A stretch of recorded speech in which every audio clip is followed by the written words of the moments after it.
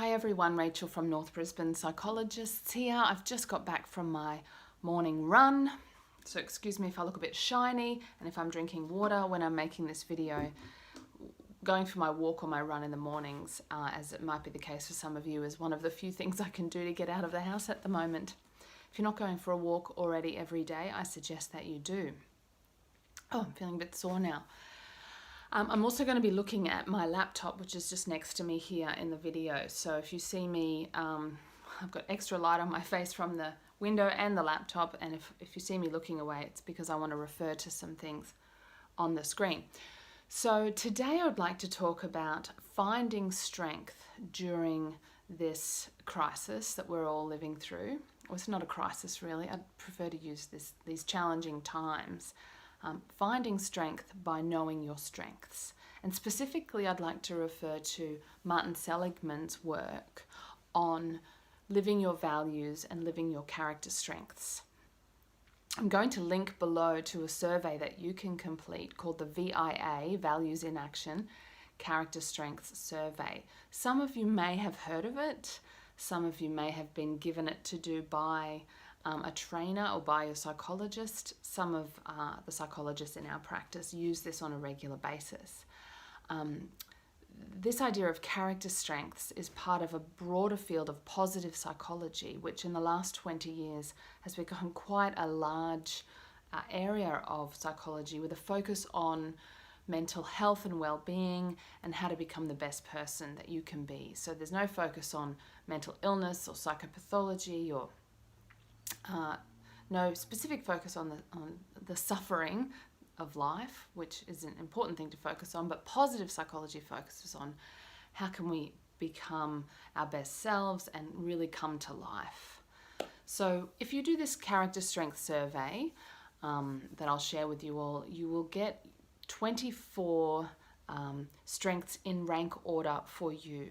And it's always interesting when you've got your results to look at the top 5 and look at the couple that, you know, are on the lower end of the scale. But they encourage you to specifically look at the top 4 or 5. So the 24 strengths measured on this survey are things like creativity, curiosity, gratitude, honesty, fairness, love of learning, leadership, kindness, perseverance, social intelligence, teamwork, these kinds of things. What we know about character strengths now is when you are really living them, feeling them, and acting on them in your life, it feels good. It feels like you being true to yourself. You know, we often say, be yourself, be true to yourself. This is one way to operationalize that, you know, make it, give you a way to do that. Conversely, when we are not utilizing our character strengths, when we are not drawing on our natural abilities and values, we can get really depressed. And sometimes I see this as a psychologist. I meet a new client. It seems clear to me when I get to know them that they're in a job that does not draw on their natural strengths, that they are in a relationship where their strengths are not being valued and where they are not bringing forth their own strengths. And this is contributing very much sometimes to their depression. So I like this body of work very much. So on my morning run this morning, I was reflecting. I've done this questionnaire 4 or 5 times over the past, I want to say 15 years since it first came out in the early 2000s. And here are my top 5 character strengths. Always in my top 5 is humor. Always. Now, I might not seem like a very funny person when I make these videos, but my mind is always turning things into a joke, and I love to laugh and be silly. And I love other people being silly and making me laugh. So I know that if that's missing from my life, something in me I get an energy drop, whereas humor gives me energy. Always in my top 5 is forgiveness. It doesn't matter how hard I try for that not to be in there, that's always there. In fact, it's almost always number 1 or 2, forgiveness. And it's funny that I'm almost sort of embarrassed to admit that to some people sometimes, because forgiveness, I'm so forgiving that I've been told I'm too forgiving and that I need to hold people to account more than I do. But I don't see it like that anymore. I think the fact that I score so high on forgiveness is the fact that I am, relationships are everything.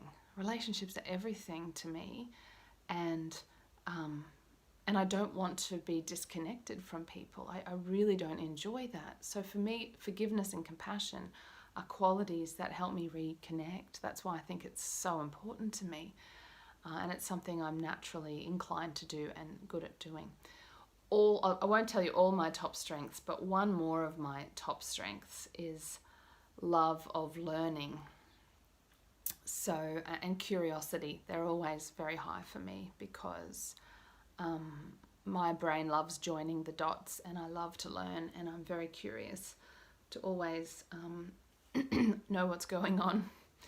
And my husband teases me for being endlessly curious about everything, but I think it's a strength of mine because it's motivating. It keeps me going. Being open and receptive to new information and new ideas. So there's 3 of my top strengths. I'd love to know 3 or 4 of your top strengths in the comments below. I wanted to just say a few more things, where we're at 6 minutes, about how to use your strengths at this time in human history. Okay, so one of the activities I want to invite you to do at the end of each day is called the 3 good things activity. I'm just opening my reflection sheet now. I can also drop this in the comments below. The 3 good things activity is at the end of each day, whether it's in the afternoon or before bed, you think back on the good things that have happened that day. And that's very broad, good things. Write down 3 things that went well, or 3 things that you really enjoyed or appreciated about the day, and why they went well. And then you use the list of strengths to look for, in your answers, to look for the strengths that you utilized or that someone else utilized. Now this sounds maybe a bit Mickey Mouse, but this 3 good things exercise, this reflection, when it becomes a habit, what it does is it changes your focus. It increases the amount of meaning that you give the good things that happen in your life, the things you achieve, the things people do for you, the things that you have not yet lost. And it imbues them with meaning when you reflect on them in this way. And when you really slow down to look at the details in those good things, you do increase your gratitude and a greater appreciation for all the little things that matter in your life. So try the 3 good things exercise. One more thing before I go. We all know that in this pandemic, we're all in this together. There's no one to blame here. It's no government's fault, no company's fault. We're all needing to come together to manage this, to flatten the curve, to get through, to make sure our businesses don't fail, to make sure our friends and families survive and get through this. So tapping into our strengths, you can see, is a really useful approach in this situation. So let's talk about some strengths that, we need to draw on. So even though we're physically isolating, we need to socially connect. So I deliberately made a phone call last night with a beautiful friend of mine, and that has given me so much strength to draw on today. So when we socially connect, whether it's on Zoom or a phone call, we can practice our values of love and kindness and, social intelligence. That's another one on Seligman's 24 character strengths.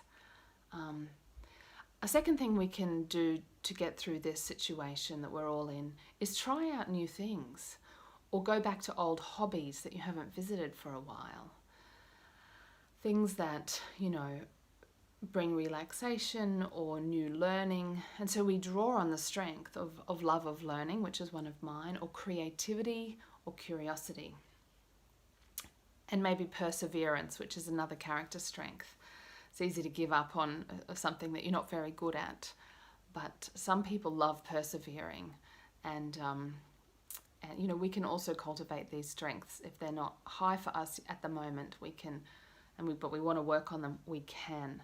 So there's the link below has a lot more information about this. So, and one more, just I'll end with this character strength. Some people are very high on hope or optimism. I always come somewhere in the middle with that one, but I have had clients who come up very high on hope and optimism. So I personally have hope that this virus will be contained, that they will find effective treatment and a vaccine for it, that will come sooner or later, and that we will, and the perseverance value is we will get through this stress and these challenging times, and we will learn a lot as individuals and as a collective humanity. So I'm choosing to frame it with hope, with perseverance, with learning, and social intelligence that comes out of all of this. So I hope that this has been useful to think about coping right now through the lens of character strengths and core values. Links below. Let me know in the comments any thoughts, reflections, your results, and any questions that you might have for me. All right, until next time, clean hands, open hearts. We'll get through this. See you soon.